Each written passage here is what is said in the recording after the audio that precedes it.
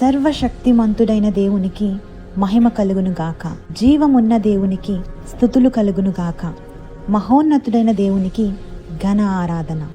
ఆరాధన మన క్రైస్తవ జీవితానికి హృదయం వంటిది. మనము ఆరాధన చేస్తే దేవుడు మారడు, కానీ మన జీవితాలు మారతాయి. మొదటిగా ఆరాధన మనలను దేవునికి దగ్గర చేస్తుంది.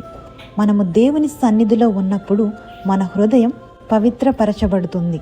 బైబిల్ ఇలా చెబుతోంది, ఆయనను ఆరాధించువారు ఆత్మతోనూ సత్యముతోనూ ఆరాధించవలెను.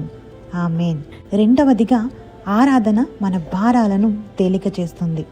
మన సమస్యలు ఎంత పెద్దవైనా ఆరాధనలో మన భయాలు కరిగిపోతాయి. మన హృదయం శాంతితో నిండుతుంది. మూడవదిగా ఆరాధన కృతజ్ఞతను నేర్పిస్తుంది. మనకు ఉన్న ప్రతి ఆశీర్వాదం ఆయన నుండి వచ్చినదే. ఆరాధన ద్వారా మనము ధన్యవాదాలు ప్రభువా అని చెప్పగలుగుతాము. నాలుగవదిగా ఆరాధనలో దేవుని మహిమ అనుభవించగలము. మనము కలిసి ఆరాధించినప్పుడు దేవుని సన్నిధి ప్రత్యేకంగా అనుభవించగలుగుతాం. కాబట్టి ఈ ఆదివారం మన హృదయాలను సిద్ధం చేసుకొని దేవుని మందిరానికి వెళ్ళడం ద్వారా ఆరాధన మన బలహీనతలను బలంగా మార్చుతుంది. ఆరాధన మన జీవితానికి దిశ చూపిస్తుంది. మనందరం కలిసి ప్రభువుని ఆరాధిద్దాం. ఆమేన్. చిన్న ప్రార్థన చేసుకుందామా?